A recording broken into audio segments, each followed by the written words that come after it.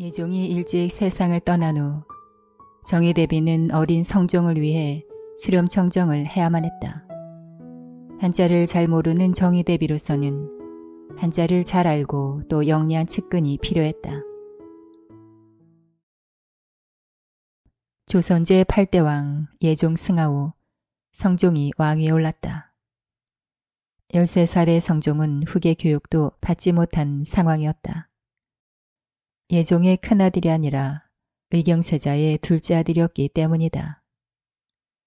신숙주를 비롯한 조정 중신들은 왕실의 최고 어른이었던 정의대비에게 수렴청정을 요청했다. 대비는 처음 나는 문자를 몰라 국정을 결단하기 어렵지만 주상의 생모인 수비는 문자 달고 살이도 알아 감당할 만하다 하며 사양했지만 강한 요청 끝에 수락했다. 이렇게 시작된 정의대비의 수렴청정은 심각한 문제를 야기했다. 국정은 근본적으로 행정문서를 통해 운영되기에 발생하는 문제였다. 게다가 조선시대 행정문서는 한자로 작성됐고 한자를 아는 사람들은 거의 대부분 남성이었기에 문제는 더 심각했다. 기왕의 행정 관행으로 한다면 문자를 모르는 정의대비의 수렴청정은 이렇게 시행되어야 했다. 우선 승정원에 모이는 문서들을 승지들이 한글로 번역한다. 그 다음 번역 문서들을 승전색 환관에게 주어 정의대비에게 전달한다. 정의대비가 결제하거나 명령하는 한글 문서는 승전색을 통해 다시 승지들에게 전달한다. 승지들은 이 문서를 한문으로 번역해 해당 관청에 발송한다. 그런데 이렇게 하려면 정의대비는 수시로 승전색 환관과 승지들을 만나야만 했다. 여성인 정의대비는 이것이 부담스러웠다. 그래서 대안으로 한문에 능숙한 측근 여성을 내세웠다. 당시 정의대비의 측근 여성 중 한문에 능숙한 여성이 2명 있었다. 한 명은 성종의 생모이자 정의대비의 큰며느리인 수빈 한씨였고 다른 한 명은 조두대라는 여종이었다. 큰며느리 수빈은 한문을 잘 안다는 이유로 수렴청정 적격자로 추천되기까지 했지만 되지 못했다.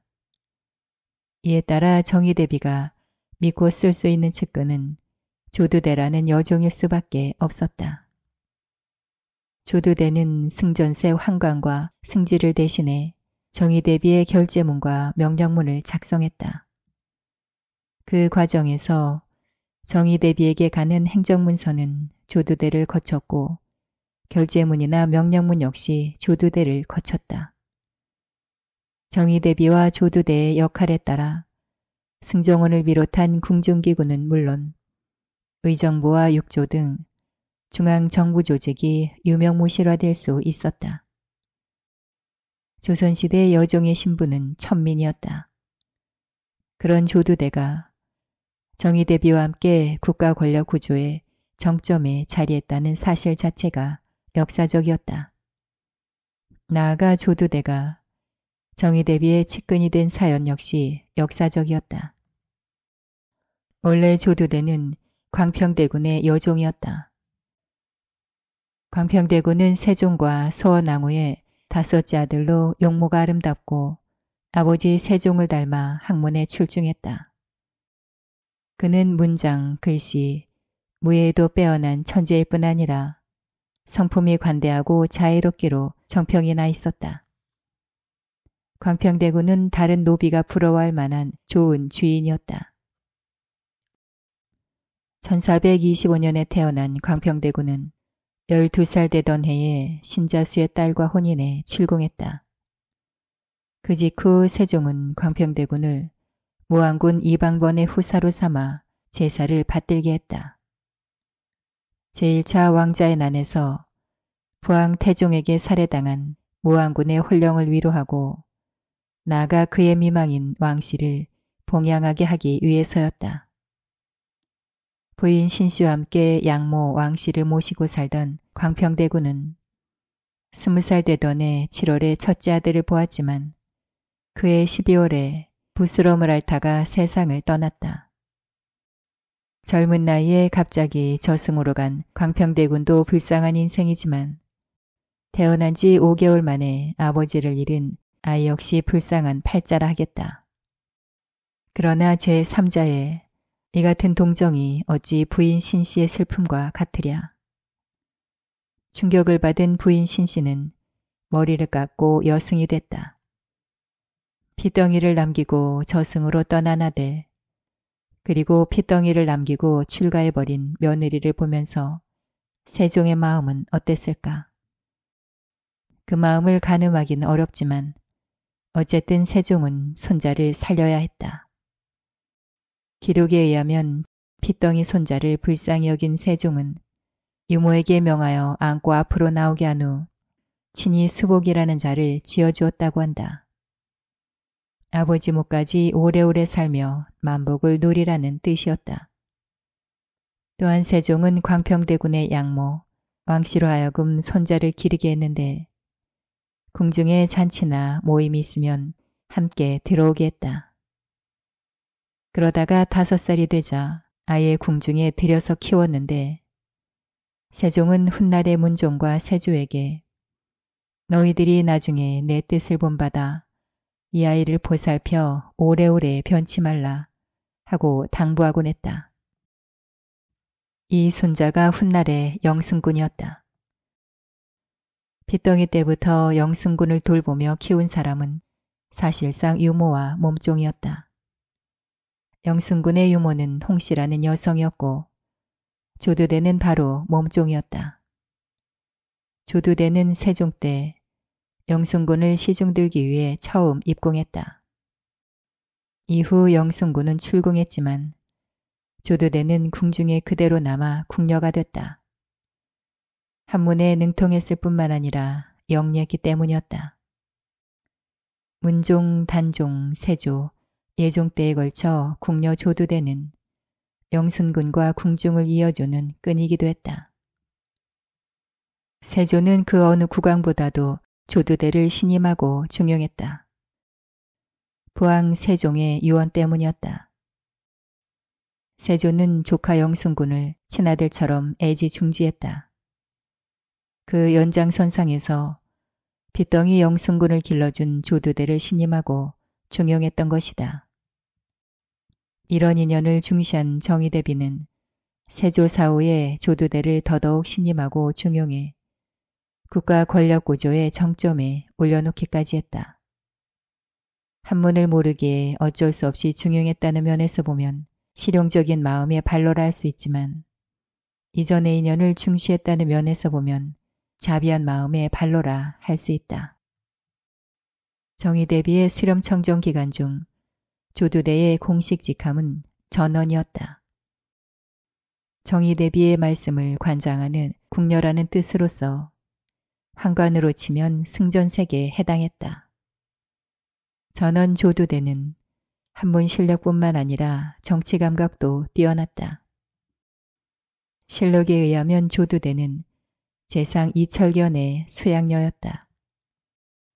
이철견은 정의대비의 조카, 즉 정의대비의 여동생이 낳은 아들이었다. 이런 이철견의 수양녀인 조두대는 정의대비에게 손녀나 마찬가지인 존재였다. 조두대는 정의대비는 물론 인수대비와도 깊은 관계를 유지했다. 예컨대 인수대비의 대표작인 내훈의 발문을 조두대가 썼다. 신이 가만히 살펴보니 역대의 어진왕비는 시부모를 부지런히 섬겨 인효의 덕을 다했고 자식을 엄히 키워 국가의 경사를 이룬 자가 많았지만 직접 교훈서를 지어 훈계한 자는 거의 없었습니다. 라는 내용으로 볼 때 조두대는 분명 역사와 고사에 두루 능통했다. 당시 궁중에서 여성의 몸으로 이 정도의 식견과 한문 실력을 가진 인물은 인수대비와 조두대 2명뿐이었다. 수렴청정을 하는 정의대비의 손녀 같은 딸이자 대비의 말씀까지 관장하는 궁녀일 뿐만 아니라 국왕 성종의 생모인 인수대비와도 밀접한 전원 조두대의 영향력은 상상하고도 남을 만했다. 당연히 조두대의 영향력에 빌붙으려는 자들이 줄을 섰다. 이처럼 그 당시에는 비공식적인 줄을 이용해 절대 권력의 영향력을 행사하는 내알이 성행했다. 말 그대로 안에서 은밀하게 자행되는 아령과 청탁이었다. 조두대는 자신에게 은밀히 아련하여 청탁하는 내알하는 자들, 그리고 그 내알에 빌붙으려는 자들을 이용해 거대한 재산을 축적했다. 물론 자신은 궁중에 있었으므로 직접 나서지 않고 대신 조카 조복중을 내세웠다. 천민신분의 조복중은 고모 조두대를 배경으로 국내외에 각종 이권에 개입해 막대한 재산을 축적했다. 실록에는 조복중에 대해 본래 부상대고로서 면포 바치는 일을 업으로 하고 있음은 나라 사람이 아는 바입니다. 라는 언급이 있다. 부상대고는 요새 말로 재벌이다. 조복중은 면포를 바치는 사업을 독점적으로 해서 재벌이 됐던 것이다. 조두대는 큰돈을 시주해 영감함을 재건하기도 했다. 영감함은 오대산 상원사 주변에 있는 암자로 고려 말에 나홍대사가 수도하기도 했지만 조선 건국 후 퇴락했다. 1466년 국왕의 상원사 행차에 동행했던 조두대는 영감함의 사연을 듣고 재건하기로 결심했다. 본인의 입신 양명을 위해 또 부모의 극락왕생과 세조의 만수무강을 기원하기 위해서였다. 재건공사는 1467년 봄부터 1469년 가을까지 2년 반이나 걸린 대공사였다. 1474년엔 암자에서 수도하는 스님들의 생활을 위해 논 열섬지기를 시주했는데 대략 16,000평에 해당하는 규모였다. 이렇게 정의 대비의 수령첨정과 더불어 조두대의 정치적, 경제적, 사회적 영향력이 증가하면서 온갖 구설수도 늘어났다. 이처럼 궁중 비화에는 거의 빠짐없이 조두대가 등장했다. 이런 상황에서 1475년 11월 익명서 사건이 발생했다. 조정 중신들이 작당해 영모를 도모한다는 내용의 계문서가 승정원 문에 붙었던 것이다. 익명서는 묻지 않고 바로 소각하는 것이 당시 관행이었지만 이미 소문이 널리 퍼졌고 이름이 거론된 조정 중신들은 사퇴 의사를 밝혔다. 성종은 사태를 수습하기 위해 큰 상을 내걸어 주모자를 색출하려 했다. 만약 주모자가 자수하면 면죄해주고 모의에 참여한 자가 고발하면 천인은 면천하여 양인은 삼품 관직을 내리고 주모자를 체포 또는 고발하는 자도 같은 상을 내린다는 파격적인 내용이었다. 12월 10일 승정원의 친군이 권집에 고발장이 접수됐다. 최계지라는 사람이 누군가와 노비 소송을 벌였는데 그 누군가가 정의대비의 친정 식구와 조두대에게 뇌물을 써서 이겼고 분개한 최계지가 계문서를 붙였다는 내용이었다. 권집은 이런 내용을 친척인 박윤형으로부터 들었는데 박윤형은 최계지에게서 직접 들었다고 했다. 이 고발장은 익명서 사건을 궁중 문제로 비화시켰다. 성종은 익명서에 거론된 조정 중신들의 불안감을 해소하기 위해 주모자를 색출하려 했던 것인데 고발장의 내용은 엉뚱하게도 정의대비를 겨냥했다. 정의대비의 친정과 측근인 조두대가 뇌물을 받고 노비 소송을 왜곡했다면 그것은 곧 그들이 내아를 통해 국정을 농단했다는 뜻이나 마찬가지였다. 이에 따라 익명서 사건은 주모자 색출에서 정의대비와 관련된 언급을 최초로 발설한 자가 누구인지를 밝히는 사건으로 비화됐다. 의금부에서는 처음에는 박윤형과 최계지를 체포해 사실 여부를 조사했다. 하지만 박윤형은 그런 말을 권집에게 한 적이 없다고 주장했고 최계지 역시 그런 말을 박윤영에게 한 적이 없다고 주장했다. 도리어 최계지는 그런 말을 한 사람은 박윤형이었다고 주장했다. 최계지와 박윤형의 말이 사실이라면 정의대비와 관련된 언급을 최초로 발설한 자는 권집이었고 그 말을 들은 박윤형이 최계지에게 전달했다는 추정이 가능했다.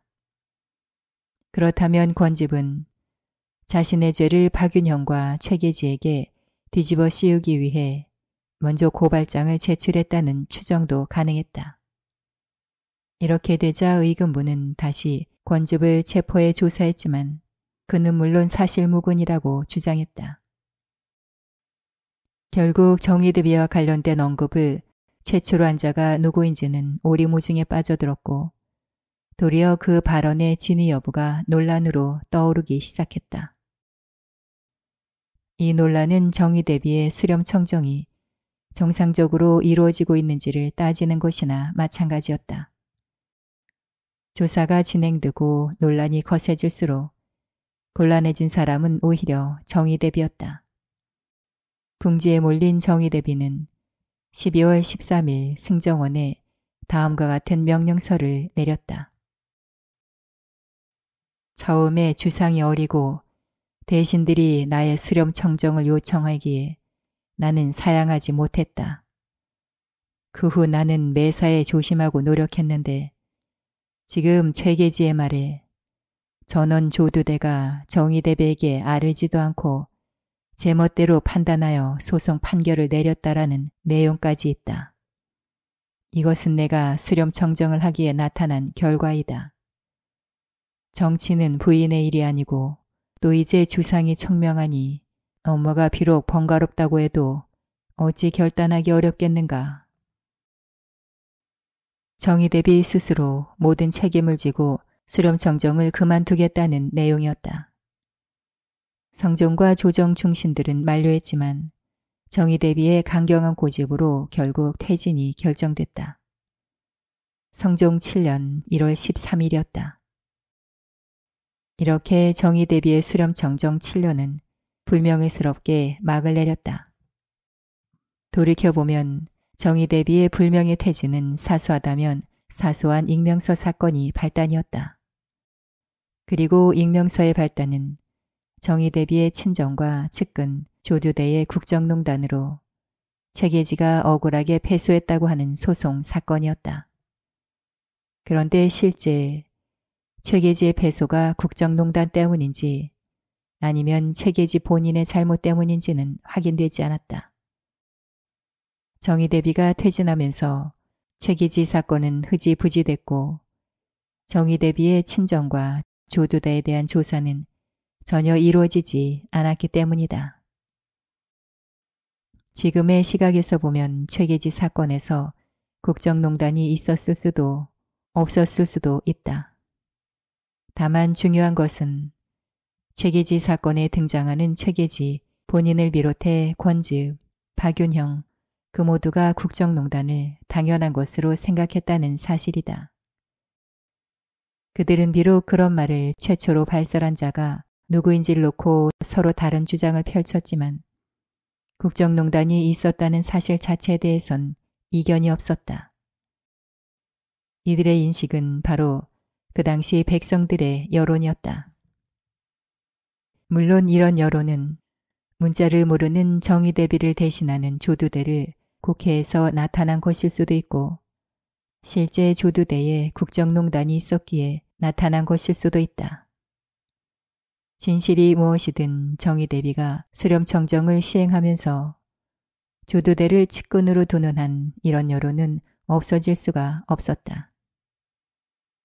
그런 여론을 잠재우기 위해서는 조두대를 물리치던가 아니면 수렴청정을 그만두던가 둘 중에 하나였다.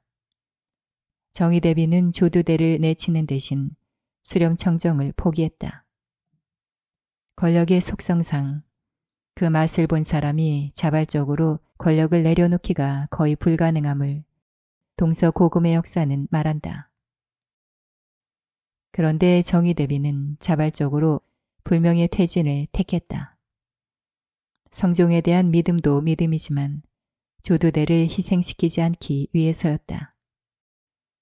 그런 면에서 조두대와 영순군에 대한 정의대비의 자비심은 가히 바다와 같았다고 할 수 있다. 1483년, 성종 14년, 정의대비가 세상을 떠날 때까지 조두대의 영향력은 줄어들지 않았다. 비록 정의대비의 수렴청정은 끝났지만 왕실 최고 어른으로서의 영향력은 여전했고 조두대에 대한 신임 역시 여전했기 때문이다. 정의대비가 세상을 떠난 후에도 조두대는 인수대비의 강력한 신임을 확보함으로써 정치적 영향력을 잃지 않았다. 이를 보여주는 상징적인 사건이 이른바 변천영 사건이었다. 1491년 성종 22년 겨울, 명나라 황태자가 조만간 책봉되리라는 소식이 전해졌다. 성종은 이를 축하하기 위해 진화설을 파견하기로 결정했다. 성종 23년 봄에 진화 정사의 정괄, 진화 부사의 변천영이 임명됐다. 당시 조선의 부상대군은 북경 무역을 통해 큰 이익을 남겼다. 조선에서 북경으로 갈 때는 인삼을 가져다 팔아 이익을 남겼고 올 때는 또 비단이나 고급 약재를 가져와서 이익을 남겼다. 하지만 북경 무역을 하려면 사신행렬에 합류해야만 가능했다. 이에 따라 명나라 사행이 결정되면 조선을 대표하는 부상대구 사이에 격렬한 경쟁이 벌어졌다. 당시 조선을 대표하는 부상대구는 고기지와 조복중이었다. 고기지는 정의대비의 친정인 파평윤 씨의 줄을 댄 부상대구였고 조복중은 조두대의 조카였다. 진화부사에 임명된 변천영은 처음에 고기지의 아버지 고윤양을 수행군관 명목으로 사신 행렬에 합류시켰다. 본래 수행군관은 사신을 호위하기 위한 무관이기에 장사꾼이 할 수 없는 임무였다. 그럼에도 불구하고 고기지의 아버진 돈과 인맥을 동원해 그 자리를 차지했던 것이다. 그런데 그 자리가 갑자기 조복중으로 교체됐다. 당연히 고기지는 의심했다. 조복중이 자신보다 더 많은 뇌물을 썼거나 아니면 조두대를 이용했을 것이라 짐작했던 것이다. 분개한 고기지는 조복중을 찾아가 크게 따졌다. 싸움이 커져 결국 사원부에 적발됐고 정치 문제로 비화됐다.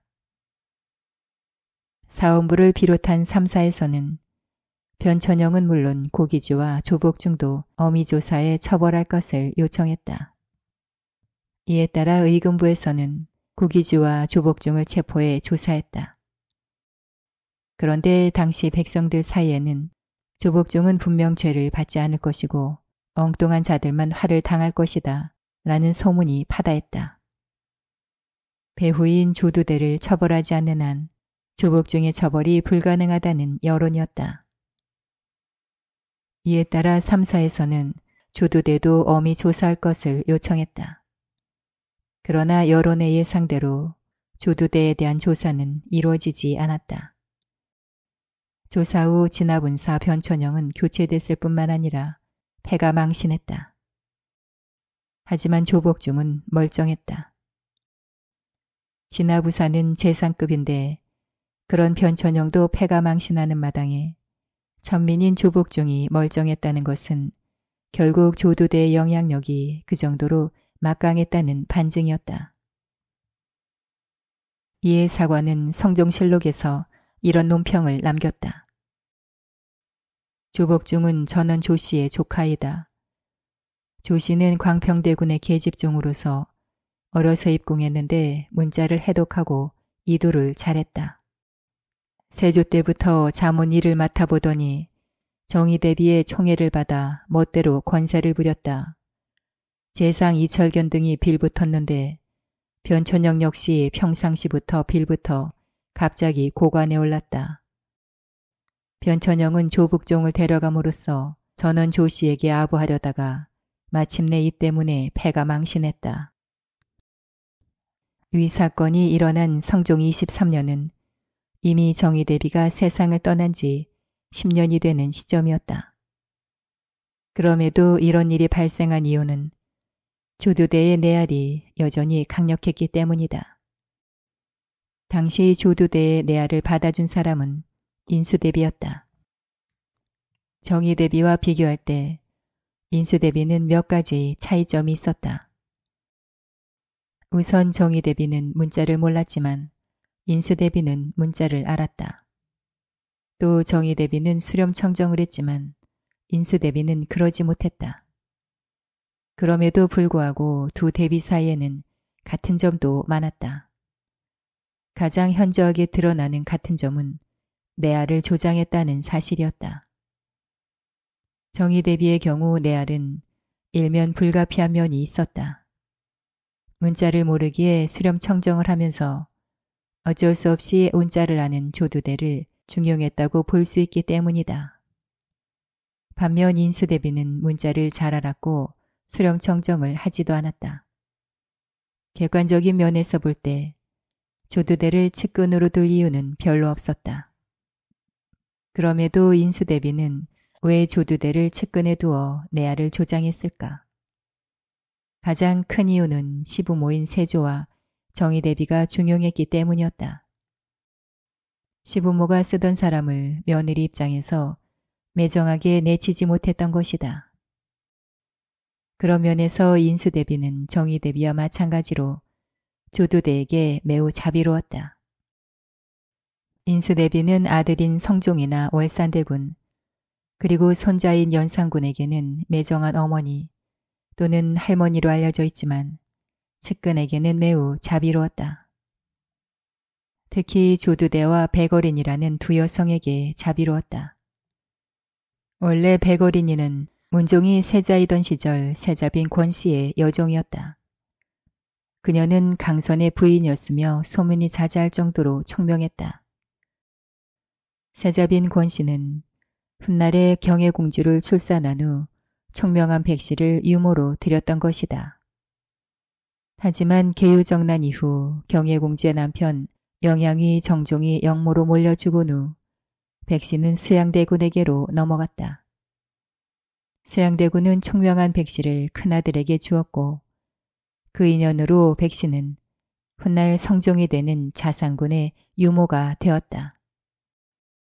자산군은 백씨를 마치 생모처럼 존중했으며 훗날 인수대비가 되는 수빈 한씨 역시 백씨를 극진히 신임했다. 이 같은 인연으로 백씨는 성종이 즉위한 후 봉보부인의 자격으로 입궁했다. 이처럼 인수대비와 백씨의 인연은 정의대비와 조두대의 인연 못지않게 구구절절하다. 뿐만 아니라 정의대비가 조두대를 측근으로 중용했듯이 인수대비 역시 백씨를 측근으로 중용했다. 나아가 정의대비 사후에는 조두대 역시 측근으로 중용했다. 결과적으로 정의대비 사후에는 궁중 내알이 조두대 1명에서 백씨까지 더해 2명으로 늘었다. 당연히 궁중 내알에 빌붙으려는 자들은 조두대와 백씨 2명에게 줄을 섰다. 그 대표적인 인물이 앞에 나왔던 변천영과 더불어 이공이라는 인물이었다.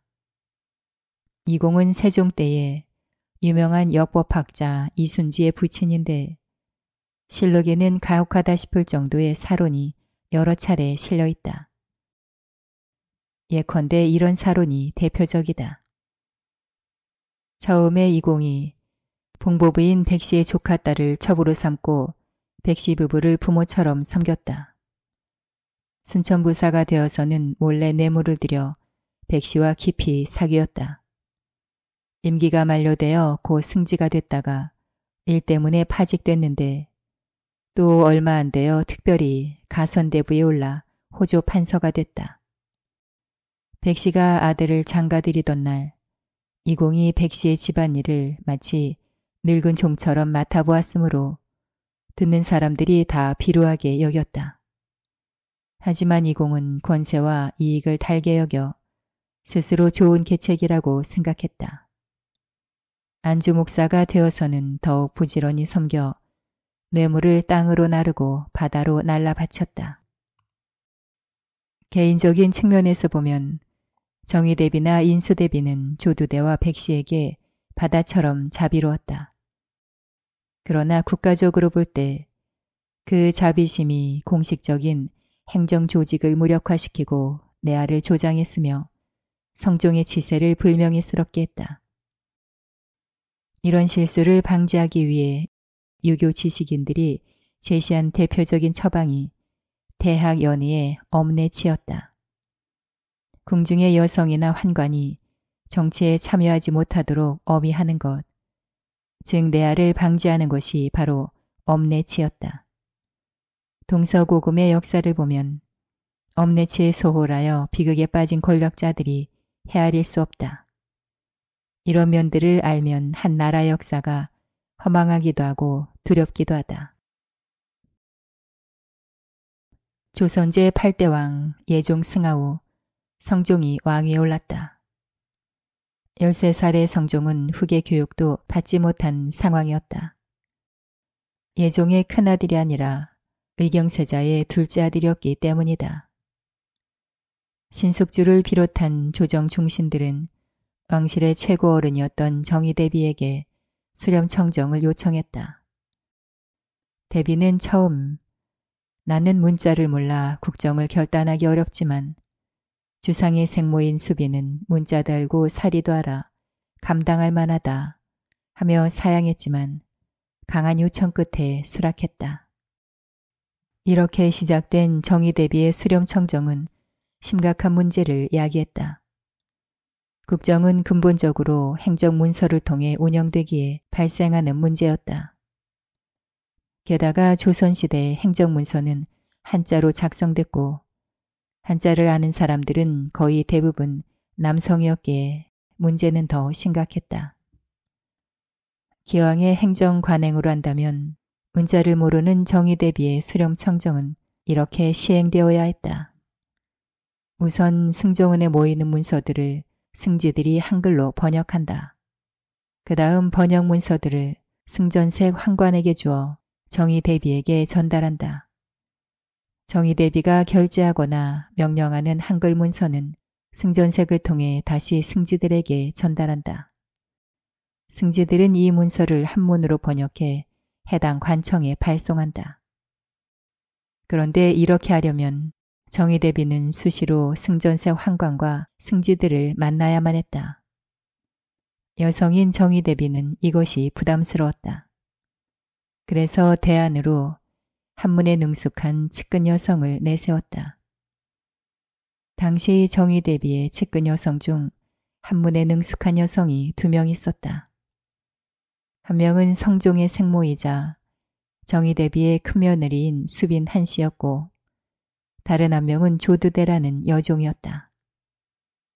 큰며느리 수빈은 한문을 잘 안다는 이유로 수렴청정 적격자로 추천되기까지 했지만 되지 못했다.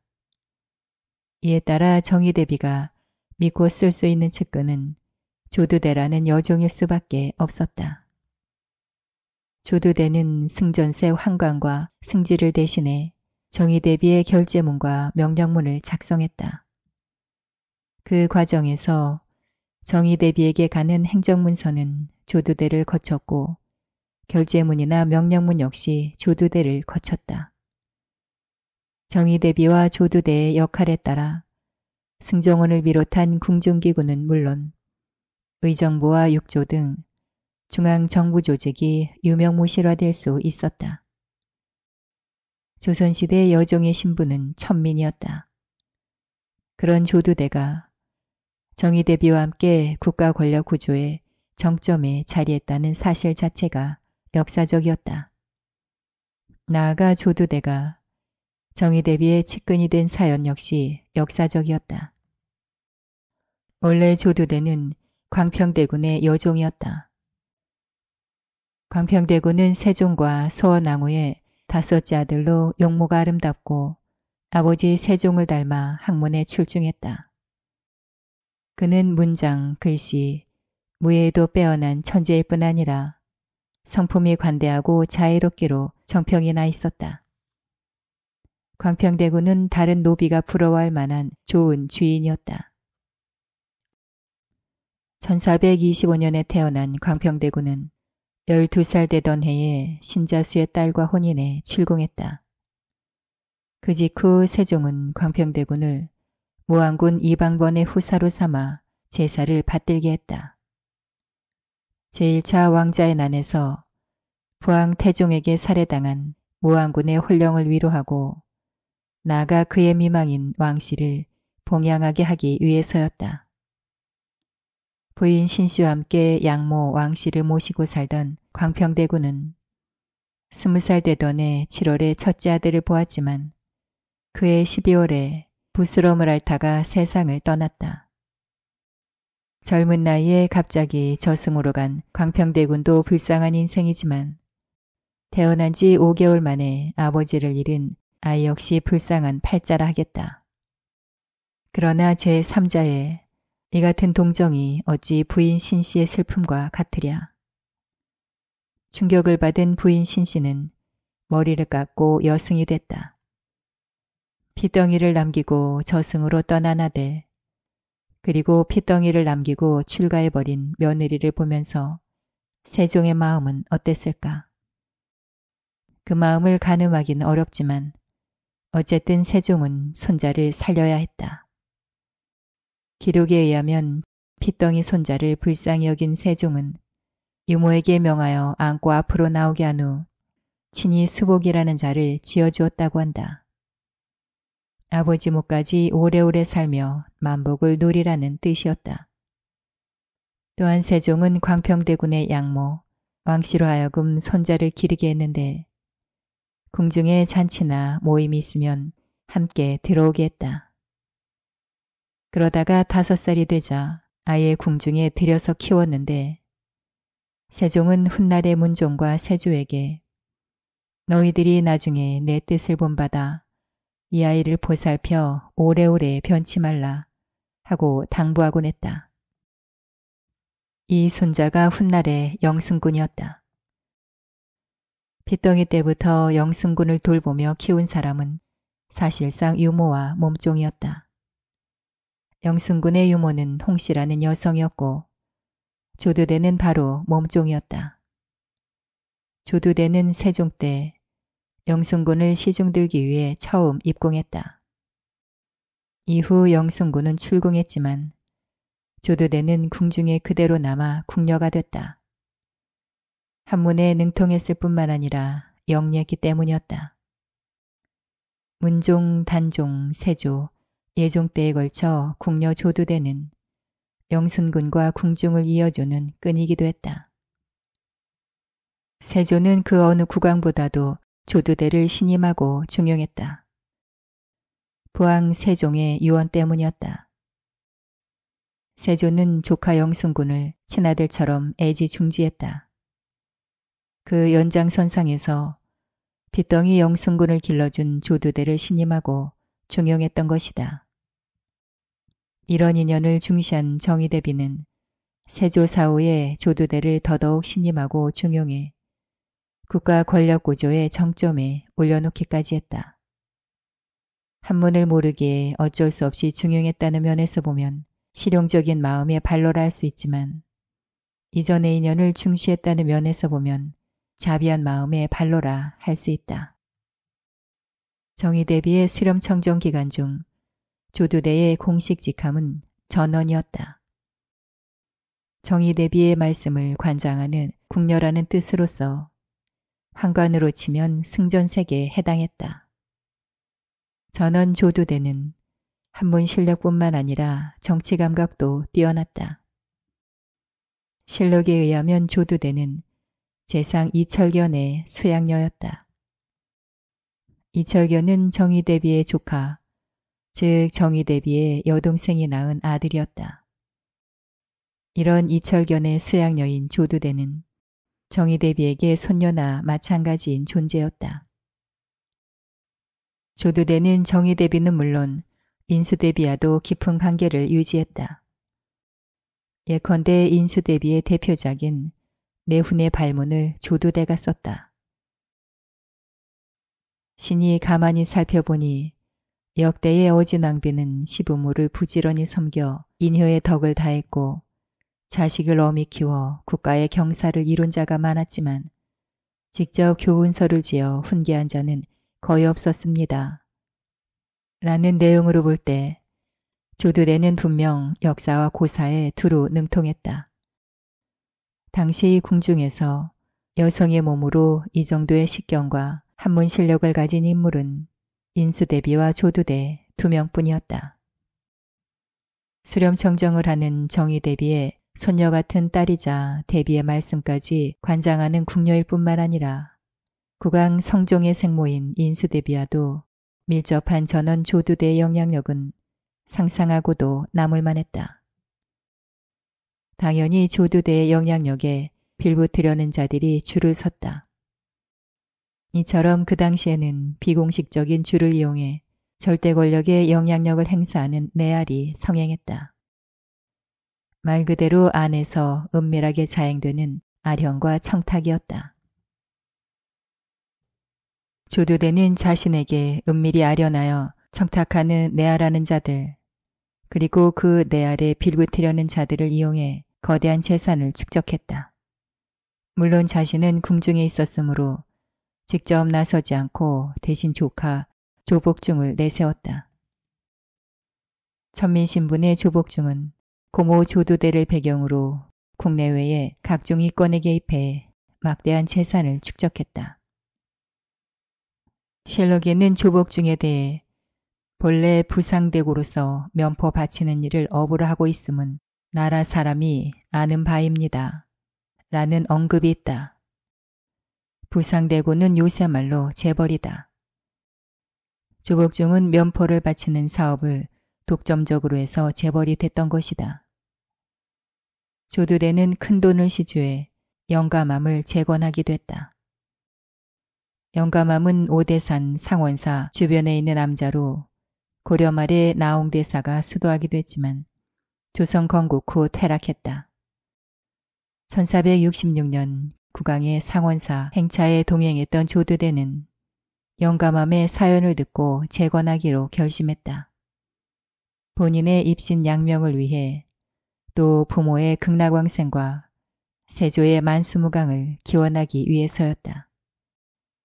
재건공사는 1467년 봄부터 1469년 가을까지 2년 반이나 걸린 대공사였다. 1474년엔 암자에서 수도하는 스님들의 생활을 위해 논 열섬지기를 시주했는데 대략 16,000평에 해당하는 규모였다. 이렇게 정의 대비의 수령첨정과 더불어 조두대의 정치적, 경제적, 사회적 영향력이 증가하면서 온갖 구설수도 늘어났다. 이처럼 궁중 비화에는 거의 빠짐없이 조두대가 등장했다. 이런 상황에서 1475년 11월 익명서 사건이 발생했다. 조정 중신들이 작당해 영모를 도모한다는 내용의 계문서가 승정원 문에 붙었던 것이다. 익명서는 묻지 않고 바로 소각하는 것이 당시 관행이었지만 이미 소문이 널리 퍼졌고 이름이 거론된 조정 중신들은 사퇴 의사를 밝혔다. 성종은 사태를 수습하기 위해 큰 상을 내걸어 주모자를 색출하려 했다. 만약 주모자가 자수하면 면죄해주고 모의에 참여한 자가 고발하면 천인은 면천하여 양인은 상품 관직을 내리고 주모자를 체포 또는 고발하는 자도 같은 상을 내린다는 파격적인 내용이었다. 12월 10일 승정원의 친군이 권집에 고발장이 접수됐다. 최계지라는 사람이 누군가와 노비 소송을 벌였는데 그 누군가가 정의 대비의 친정 식구와 조두대에게 뇌물을 써서 이겼고 분개한 최계지가 계문서를 붙였다는 내용이었다. 건죽은 이런 내용을 친척인 박윤형으로부터 들었는데 박윤영은 최계지에게서 직접 들었다고 했다. 이 고발장은 익명서 사건을 궁중 문제로 비화시켰다. 성종은 익명서에 거론된 조정 중신들의 불안감을 해소하기 위해 주모자를 색출하려 했던 것인데 고발장의 내용은 엉뚱하게도 정의대비를 겨냥했다. 정의대비의 친정과 측근인 조두대가 뇌물을 받고 노비 소송을 왜곡했다면 그것은 곧 그들이 내아를 통해 국정을 농단했다는 뜻이나 마찬가지였다. 이에 따라 익명서 사건은 주모자 색출에서 정의대비와 관련된 언급을 최초로 발설한 자가 누구인지를 밝히는 사건으로 비화됐다.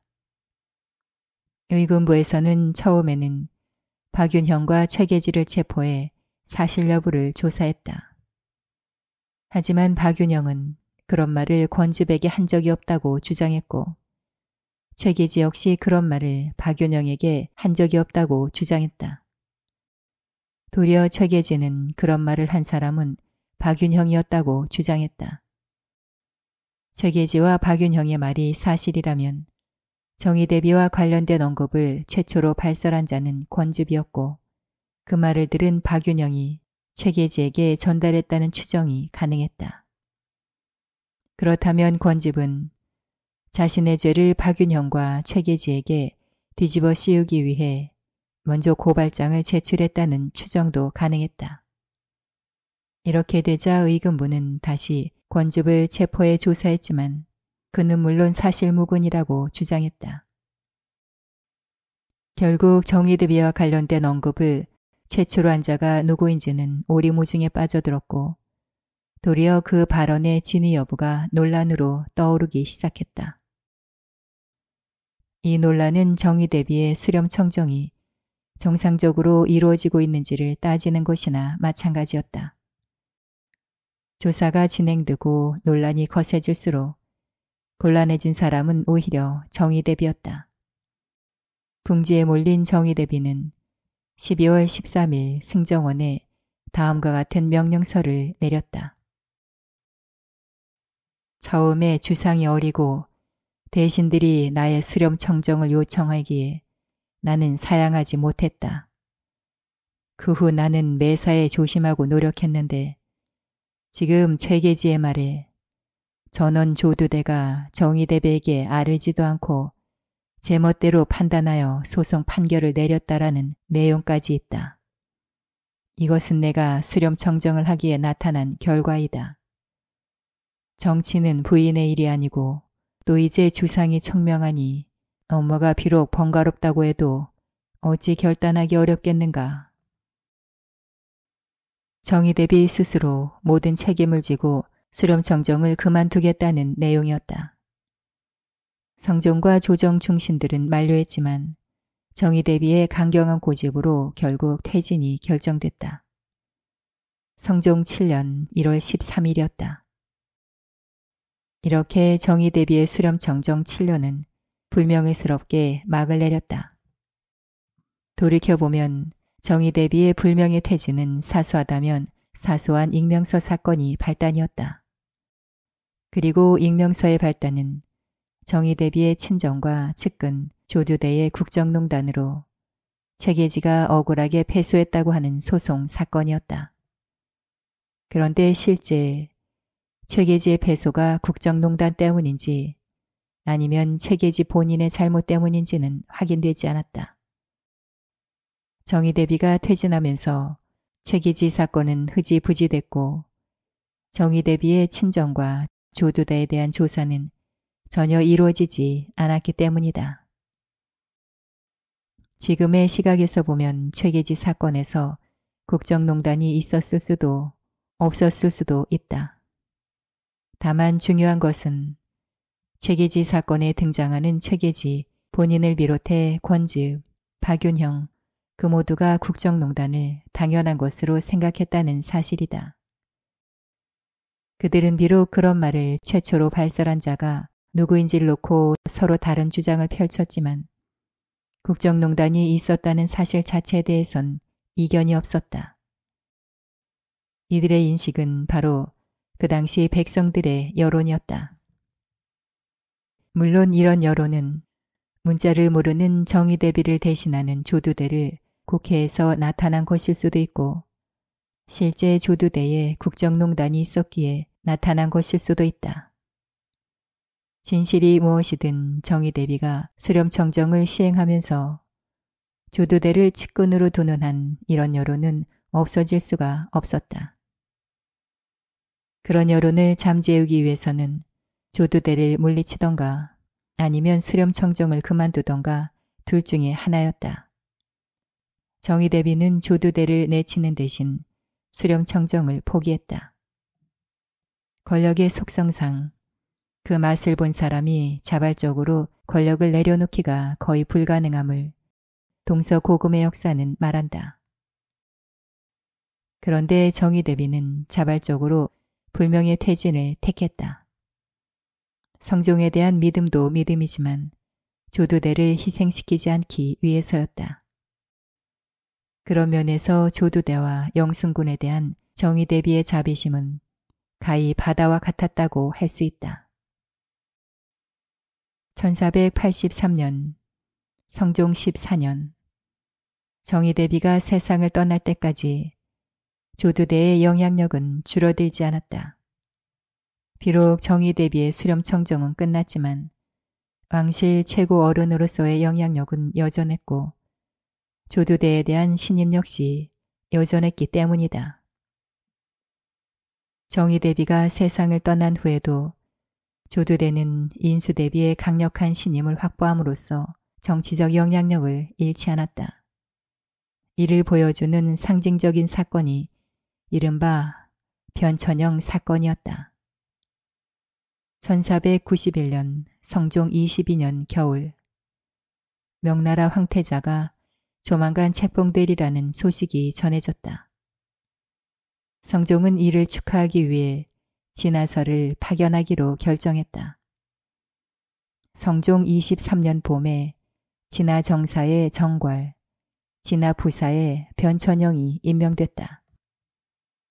당시 조선의 부상대군은 북경 무역을 통해 큰 이익을 남겼다. 조선에서 북경으로 갈 때는 인삼을 가져다 팔아 이익을 남겼고 올 때는 또 비단이나 고급 약재를 가져와서 이익을 남겼다. 하지만 북경 무역을 하려면 사신행렬에 합류해야만 가능했다. 이에 따라 명나라 사행이 결정되면 조선을 대표하는 부상대구 사이에 격렬한 경쟁이 벌어졌다. 당시 조선을 대표하는 부상대구는 고기지와 조복중이었다. 고기지는 정의대비의 친정인 파평윤 씨의 줄을 댄 부상대구였고 조복중은 조두대의 조카였다. 진화부사에 임명된 변천영은 처음에 고기지의 아버지 고윤양을 수행군관 명목으로 사신행렬에 합류시켰다. 본래 수행군관은 사신을 호위하기 위한 무관이기에 장사꾼이 할 수 없는 임무였다. 그럼에도 불구하고 고기지의 아버진 돈과 인맥을 동원해 그 자리를 차지했던 것이다. 그런데 그 자리가 갑자기 조복중으로 교체됐다. 당연히 고기지는 의심했다. 조복중이 자신보다 더 많은 뇌물을 썼거나 아니면 조두대를 이용했을 것이라 짐작했던 것이다. 분개한 고기지는 조복중을 찾아가 크게 따졌다. 싸움이 커져 결국 사원부에 적발됐고 정치 문제로 비화됐다. 사원부를 비롯한 3사에서는 변천영은 물론 고기지와 조복중도 어미조사에 처벌할 것을 요청했다. 이에 따라 의금부에서는 고기지와 조복중을 체포해 조사했다. 그런데 당시 백성들 사이에는 조복중은 분명 죄를 받지 않을 것이고 엉뚱한 자들만 화를 당할 것이다 라는 소문이 파다했다. 배후인 조두대를 처벌하지 않는 한 조복중의 처벌이 불가능하다는 여론이었다. 이에 따라 3사에서는 조두대도 엄히 조사할 것을 요청했다. 그러나 여론의 예상대로 조두대에 대한 조사는 이루어지지 않았다. 조사 후 진압운사 변천영은 교체됐을 뿐만 아니라 패가 망신했다. 하지만 조복중은 멀쩡했다.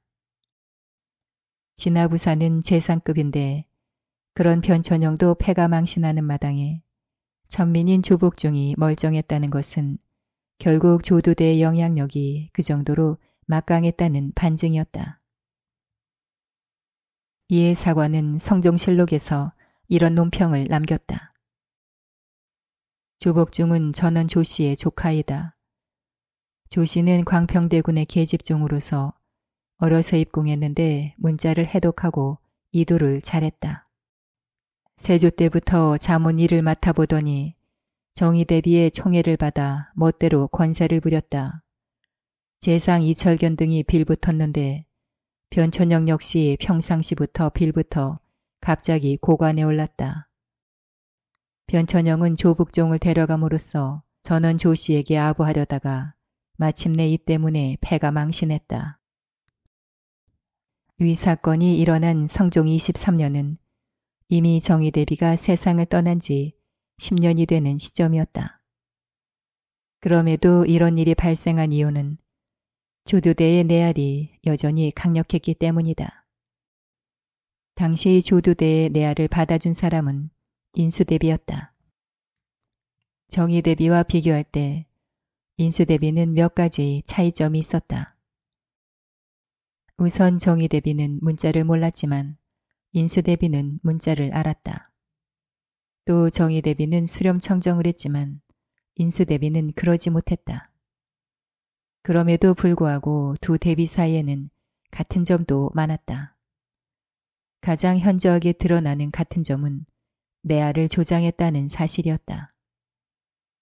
정의대비의 경우 내알은 일면 불가피한 면이 있었다. 문자를 모르기에 수렴청정을 하면서 어쩔 수 없이 온자를 아는 조두대를 중용했다고 볼 수 있기 때문이다. 반면 인수대비는 문자를 잘 알았고 수렴청정을 하지도 않았다. 객관적인 면에서 볼 때 조두대를 측근으로 둘 이유는 별로 없었다. 그럼에도 인수대비는 왜 조두대를 측근에 두어 내알을 조장했을까? 가장 큰 이유는 시부모인 세조와 정의대비가 중용했기 때문이었다. 시부모가 쓰던 사람을 며느리 입장에서 매정하게 내치지 못했던 것이다. 그런 면에서 인수대비는 정의대비와 마찬가지로 조두대에게 매우 자비로웠다. 인수대비는 아들인 성종이나 월산대군 그리고 손자인 연산군에게는 매정한 어머니 또는 할머니로 알려져 있지만 측근에게는 매우 자비로웠다. 특히 조두대와 백어린이라는 두 여성에게 자비로웠다. 원래 백어린이는 문종이 세자이던 시절 세자빈 권씨의 여종이었다. 그녀는 강선의 부인이었으며 소문이 자자할 정도로 총명했다. 세자빈 권씨는 훗날에 경혜공주를 출산한 후 총명한 백씨를 유모로 들였던 것이다. 하지만 계유정난 이후 경혜공주의 남편 영양위 정종이 영모로 몰려 죽은 후 백씨는 수양대군에게로 넘어갔다. 수양대군은 총명한 백씨를 큰아들에게 주었고 그 인연으로 백씨는 훗날 성종이 되는 자산군의 유모가 되었다. 자산군은 백씨를 마치 생모처럼 존중했으며 훗날 인수대비가 되는 수빈 한씨 역시 백씨를 극진히 신임했다. 이 같은 인연으로 백씨는 성종이 즉위한 후 봉보부인의 자격으로 입궁했다. 이처럼 인수대비와 백씨의 인연은 정의대비와 조두대의 인연 못지않게 구구절절하다. 뿐만 아니라 정의대비가 조두대를 측근으로 중용했듯이 인수대비 역시 백씨를 측근으로 중용했다. 나아가 정의대비 사후에는 조두대 역시 측근으로 중용했다. 결과적으로 정의대비 사후에는 궁중 내알이 조두대 1명에서 백씨까지 더해 2명으로 늘었다.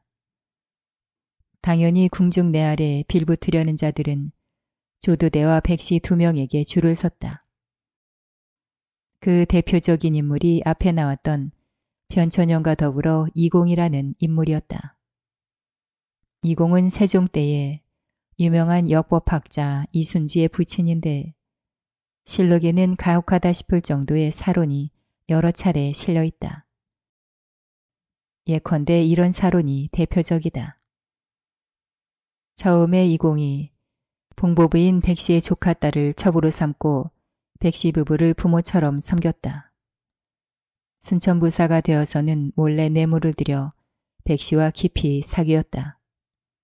임기가 만료되어 곧 승지가 됐다가 일 때문에 파직됐는데 또 얼마 안 되어 특별히 가선대부에 올라 호조 판서가 됐다.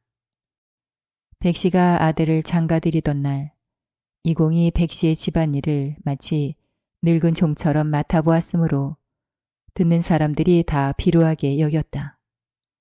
하지만 이공은 권세와 이익을 달게 여겨 스스로 좋은 계책이라고 생각했다. 안주 목사가 되어서는 더욱 부지런히 섬겨 뇌물을 땅으로 나르고 바다로 날라 바쳤다. 개인적인 측면에서 보면 정의대비나 인수대비는 조두대와 백시에게 바다처럼 자비로웠다. 그러나 국가적으로 볼 때 그 자비심이 공식적인 행정 조직을 무력화시키고 내아를 조장했으며 성종의 치세를 불명예스럽게 했다. 이런 실수를 방지하기 위해 유교 지식인들이 제시한 대표적인 처방이 대학 연의의 엄내치였다. 궁중의 여성이나 환관이 정치에 참여하지 못하도록 엄의하는 것, 즉 내아를 방지하는 것이 바로 엄내치였다. 동서고금의 역사를 보면 엄내치에 소홀하여 비극에 빠진 권력자들이 헤아릴 수 없다. 이런 면들을 알면 한 나라 역사가 허망하기도 하고 두렵기도 하다.